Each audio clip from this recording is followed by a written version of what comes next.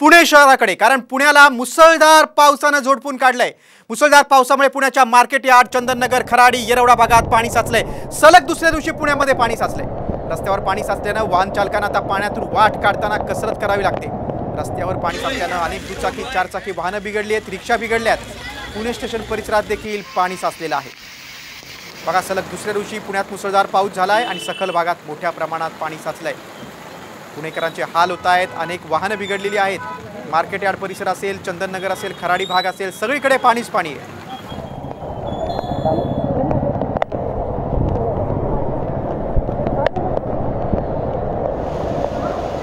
आपण दोन दृश्य बघतोय। पुन्हा एकदा पुण्याचे रस्ते पाण्याखाली गेलेत, रेल्वे स्टेशन परिसरात देखील पाणीच पाणी। बघा, तुम्ही साम टीव्हीवर ही एक्सक्लुसिव्ह दृश्य बघतायत। आपण बघतोय ही दोन दृश्य बघतोय, ही स्टेशन परिसरातील दृश्य बघा। पुणे स्टेशन परिसरात केवढ्या मोठ्या प्रमाणात पाणी साचलेलं आहे। पावसामुळे वाहन चालकांचे हाल होतात, पुणेकरांचे हाल होतात। सलग दुसऱ्या दिवशी मुसळधार पावसामुळे पुण्यात पाणीच पाणी आहे।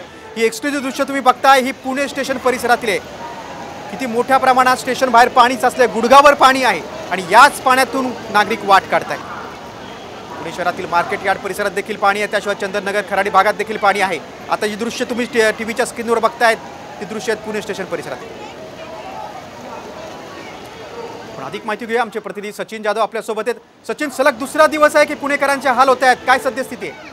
नक्कीच आपण पाहतो की सलग दुसऱ्या दिवशी पुण्यामध्ये मुसळधार पाऊस जो आहे तो अनेक भागामध्ये झालेला आहे आणि या पावसामुळे साहजिकच पुण्यातील रस्ते जे आहेत ते पूर्ण पाणीमय झालेले आहेत। आज रविवार सुट्टी आहे, सुट्टीचे सायंकाळच्या वेळेस ज्यावेळेस अनेक वाहनं आणि लोक बाहेर पडल्यानंतर अचानक पाऊस सुरू झाला आणि जवळपास 1.5 तास हा पाऊस सुरू होता।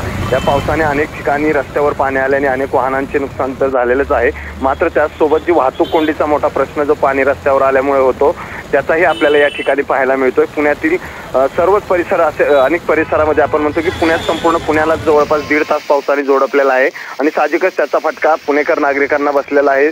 त्यामुळं पुण्यात पाऊस आत्ता पूर्णतः खरं तर अनेक भागातला थांबलेला आहे, मात्र 5 ते 6च्या दरम्यान जवळपास मुसळधार पाऊस जो आहे तो पुण्यामध्ये सुरू होता आणि साहजिकच त्यामुळे ही सगळी आपण दृश्य पुण्याच्या पावसाची पाहतोय, ज्यामुळे वाहतूक कोंडी झालेली आहे, रस्त्यावर पाणी आलेलं आहे, अनेक ठिकाणी झाडपडीच्या घटना ज्या आहेत त्या झालेल्या आहेत आणि साहजिकच त्यामुळं पुणेकरांची मात्र आज रविवार सुट्टीच्या दिवशी मोठे हाल झालेले पाहायला मिळतात। सचिन, तुम्ही सविस्तर माहिती दिली त्याबद्दल धन्यवाद।